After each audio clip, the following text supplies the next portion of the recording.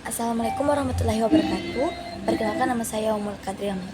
Pada kesempatan kali ini kelompok kami akan mempresentasikan tugas kelompok Desain UI UX yang ke-15, yaitu presentasi dan evaluasi portofolio UI UX Nutricare sebagai ruang kerja digital medis untuk ahli gizi dan pasien, evaluasi prototipe aplikasi pemantauan kesehatan dan nutrisi berbasis mobile.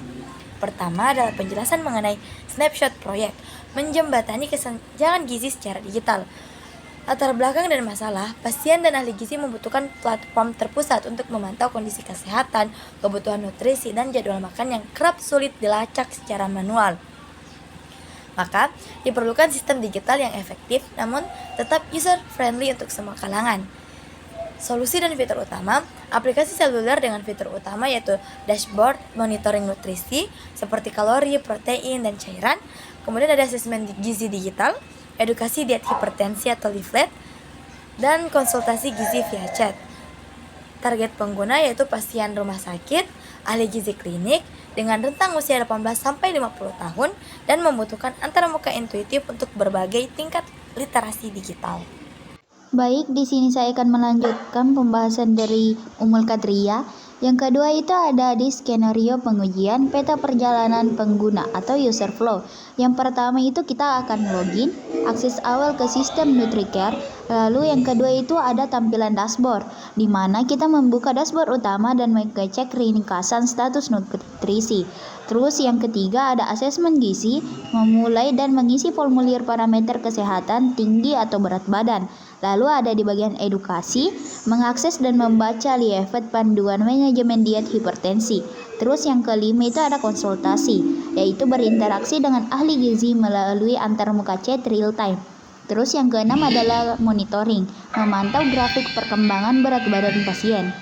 Lalu anatomi antarmuka, translasi kebutuhan medis ke desain visual. Yang pertama itu adalah di palet klinis, di mana dominasinya itu biru dan putih, jadi memberikan kesan yang bersih, profesional, dan menenangkan.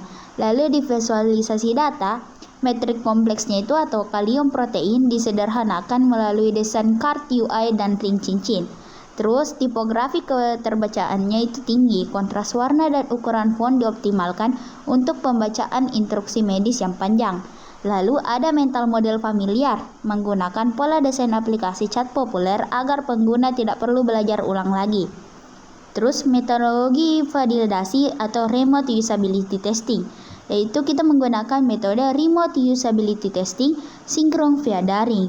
Terus respondennya ada 6 pengguna, campuran tech savvy dan pemula. Tujuannya untuk mengukur efektivitas tugas, mengidentifikasi gesekan, mengumpulkan sentimental kenyamanan, di mana kita bisa melihat sebagian responden kita itu memiliki asal daerah dari Bulukumba, terus Enrekan dan Makassar. Baru kepuasan dalam pengguna UI-nya itu ada sangat puas dan cukup puas.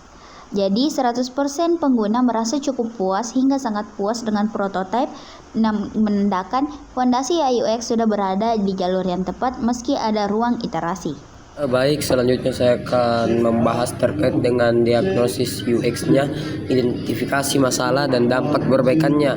Yang pertama adalah UX Impact Matrix, di mana ditemukan masalah kepadatan informasi di bagian dashboardnya. Yang kedua, temuan masalah di scrolling figurnya pada left education.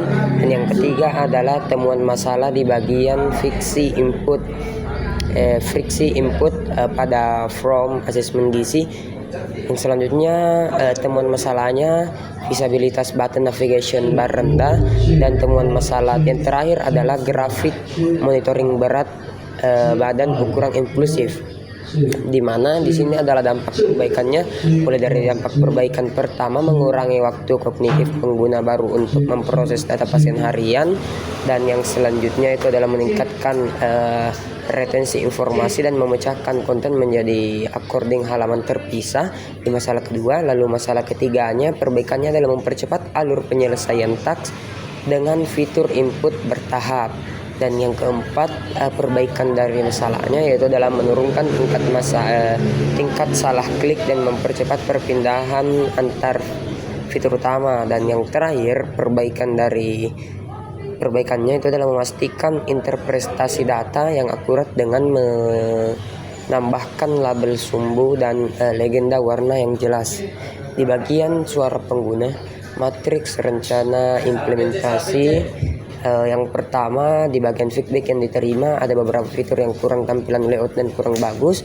Rencana UX literasi perbaikan UX-nya di mana meningkatkan struktur hierarki visual, memperhalus ruang kosong dan menggunakan ilustrasi pendukung. Dan yang kedua adalah memungkinkan untuk icon search diperbesar sedikit. Rencana iterasi perbaikan UX-nya menyesuaikan ukuran target sentuh atau touch target size, icon navigasi dan pencarian minimal pixel sesuai dengan standar aksesibilitasnya. Yang ketiga adalah untuk kendala mungkin cara penggunaan bagi sebagian besar orang belum mahir di bidang aplikasi, mengembangkan fitur onboarding interaksi dengan tool step saat pengguna pertama kali membuka aplikasi. Dan yang terakhir itu adalah penggunaan warna serta fitur-fitur yang menarik karena dari tampilan biasa menggunakan selera yang minat.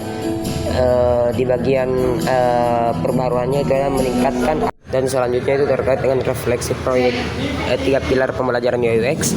Bisa kita lihat sendiri bahwasanya yang pertama simplikasi adalah kunci. Dalam konteks penggunaan kesehatan seringkali itu user kelelahan melihat data-data padat.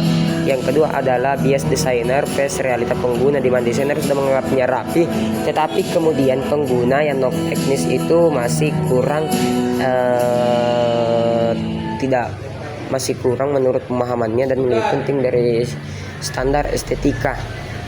Mereka lebih ke UI. Yang ketiga, interaksi keberlanjutan, di mana interaksi keberlanjutan ini usability testingnya bukan tahap akhir melainkan kompas iterasi, memasukkan mengenai grafik pemantauan, ukuran interaksi langsung menjadi blueprint dan pengembangan Nutricast versi 2.0.